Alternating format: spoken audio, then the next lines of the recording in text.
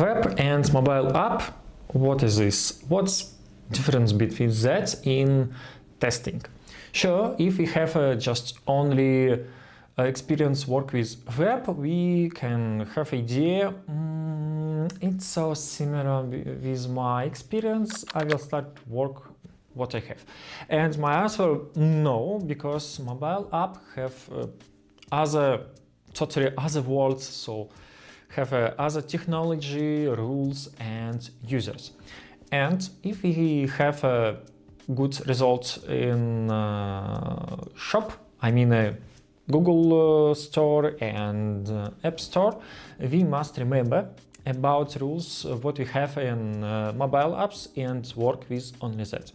And today I want to talk about what is different between that two worlds and what so matter in that and that. What we have in point in technology. First, in web we can find stability browser and OS version, and we can find stability size screen.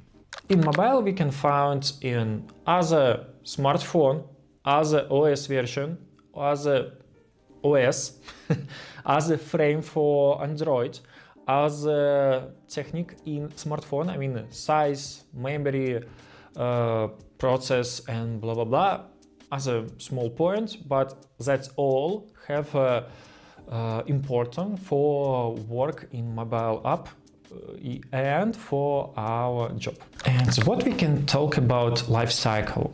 In web we have a standard lifecycle. We have open browser or not open browser. Sure, we can have a relate, restart and blah blah blah, and user can have a click, rotation, maybe zoom in, zoom out, scroll and blah blah blah. But in mobile we can have a lot of points. We can have open mobile apps in background and close it. We can have work in background. It's as a life cycle. It's difficult questions, but go next. And second, that's exchange size, exchange rotation must work with life cycle. I mean, for life cycle like a mobile app, because OS version have rules for work for other app. And if our mobile app don't work like in focus and users don't using in that moment, mobile system can just make a breakdown our app. Our app must go in against in backend, taking new data, go in exchange screen, show again and blah blah blah, and all that so big problem. And I don't talk about situation we don't have internet. That's as a big problem point, because a lot of mobile app have rules. We must use response from backend, and we have a talk against. It's not only analytics, that's information about our user and data, and maybe that's a content, and we must all time go and take and use something, respond something, send something. And sometimes we must work without internet, and we must remember about that point, like IT guys, IT specialist, and remember that all the time.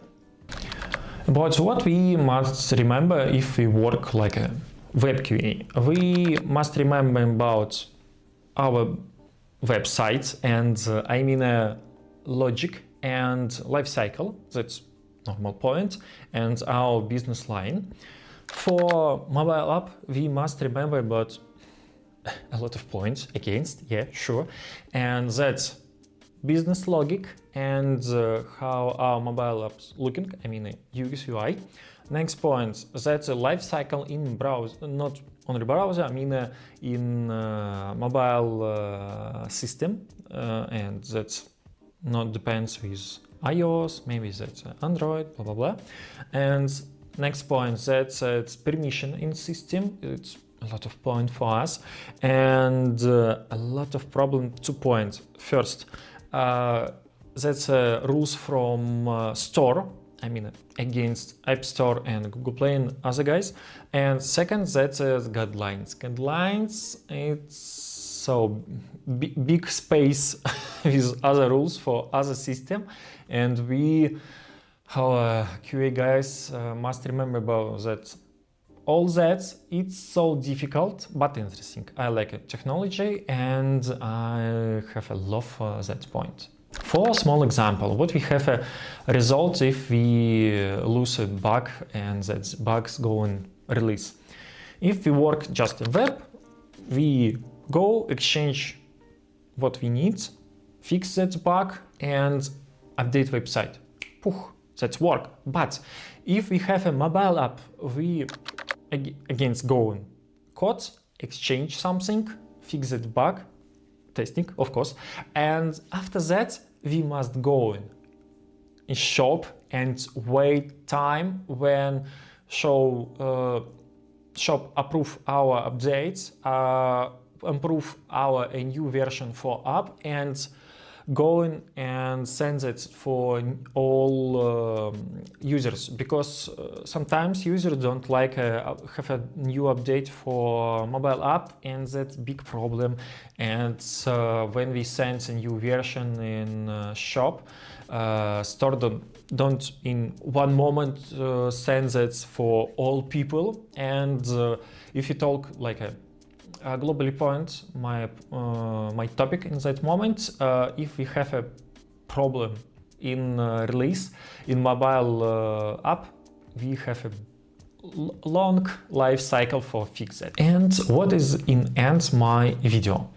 If we talk about what is different between web QA and mobile QA when we work with technology, that is sure technology, risks, and life cycle for products, not only testing, because testing so easy moment, I think. Yeah, sure, we can find so big regression list for web, and we can find a long list for regress in mobile app, maybe small, maybe big, it's not depends risk what we can have if we have a problem. And with other technology we must remember other rules, and sometimes I talk with my colleague and they talk about other points what they have a love and hate in other technology testing.